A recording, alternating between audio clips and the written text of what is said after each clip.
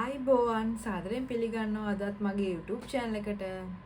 අද කතා කරන්නේ IVF ක්‍රමය ගැන. මොකද්ද මේ IVF කියන්නේ?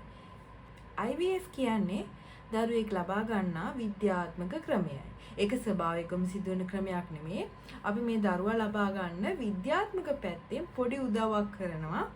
දරුවා පිළිසිඳ ගැනීම සඳහා මේ ක්‍රමයට තමයි IVF කියලා කියන්නේ. අපි බලමු මේක කරන්නේ කොහොමද කියලා. සාමාන්‍යයෙන් ලැබ් එකක් ඇතුලේ තමයි මේක සිද්ධ වෙන්නේ. අපි නල දරුවන් තැන්පත් කරනවා කියන්නේ. අන්න ඒ ක්‍රමය තමයි මේ IVF කියලා කියන්නේ. දැන් ඒකේ පියවර කිහිපයක් තියෙනවා. මට හිතෙනවා ඔයගොල්ලෝ දැනගත්තොත් හොඳයි කියලා මේ පියවර කොහොමද මේක කෙරෙන්නේ කොහොමද මොන වගේ වියදමක් යනවද කියලා මේ IVF ක්‍රමය කරන්න. එහෙනම් පළවෙනි පියවර තමයි මුලින්ම eggs ලබා ගන්න ඕනේ. එතකොට සරුභාවයෙන් යුත් මේ eggs ලබා ගන්න නම් කාන්තාවකගේ ශරීරයකට හෝමෝන ඇතුළත් කරන්න ඕනේ. හෝමෝන ඉන්ජෙක්ට් කරන පියවර තමයි පළවෙනි පියවර. දෙවෙනි පියවර තමයි egg එක කලෙක්ට් කරගන්නවා. එතකොට egg එක ගන්නෙ කොහොමද? egg එක ගන්නේ සාමාන්‍යයෙන් ඔබට නිින්ද යන්න පොඩි බෙහෙතක් ලබා දෙනවා. ඊට පස්සේ වෛද්‍යවරුන්ගේ ඒ උපකරණ කට්ටල තුලින් ඔබේ මේ ඩිම්බ ලබා ගැනීම සිද්ධ කරනවා. තුන්වෙනි එක තමයි පුරුෂයාගෙන් මේ ස්පර්ම් එක ලබා ගැනීම සිද්ධ කරන එක. හතරවෙනි පියවර විදිහට මේ ලබාගත් ඩිම්බ සහ මේ පුරුෂ ශුක්‍රාණු එකතු කරනවා ලැබ් එකක් තුළ විද්‍යාත්මක ක්‍රමයට. ඊට පස්සේ අවසාන පියවර විදිහට කාන්තාවගේ ශරීරයට මේ එකතු කරපු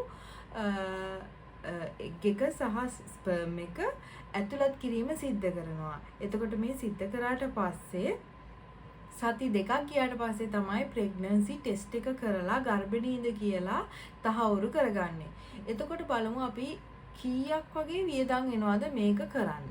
සාමාන්‍යයෙන් ලක්ෂ 6ත් 12ත් අතර මුදලක් ලංකාවේ වියදම් වෙනවා මේ ක්‍රමයේ කරන්න. එතකොට සාමාන්‍යයෙන් 9 Wells, Durdans, ලංකා හොස්පිටල් වගේ හොස්පිටල් වල මේ දේ කරනවා. ඒ වගේම දැනට රාගම හොස්පිටල් එකේ ඒ කියන්නේ ගවර්න්මන්ට් හොස්පිටල් එකේ දැනට පරීක්ෂණ තත්ත්ව මට්ටමේ තියෙනවා මේ IVF තත්ත්වය සිදු කරන ක්‍රියාවලිය. දැනට සාර්ථක වෙලා තියෙනවා. ළඟදිම ඕගොල්ලන්ට රජයේ රෝහල් වලිනුත් මේක කරගන්න පුළුවන්. සාමාන්‍ය මේ IVF කියන එක අවුරුදු 35ට වගේ අඩු කාන්තාවන්ට ගොඩක් කල් උත්සාහ කරලා ගර්භණී වෙන්න අපහසු නම් ගොඩක් ඵලදායී දෙයක්. ඒ වගේම IVF කරනකොට දරුවන් දෙතුන් දෙනෙක් වුණත් ට්වින්ස්ලා වගේ ලබා ගැනීමේ හැකියාවකුත් තියෙනවා. මේ ක්‍රමයට යන්න ඕනේ උත්සාහ කළා. අන්තිම ක්‍රමයේ විදිහට ඔබට මුදල් තියෙනවා නම් මේ ක්‍රමයෙන් දරුවෙක් ලබා ගැනීමේ හැකියාවක් තියෙනවා. එහෙනම් මොනවා හරි ප්‍රශ්නයක් තියෙනවා නම් මට කමෙන්ට් එකක් දාන්න.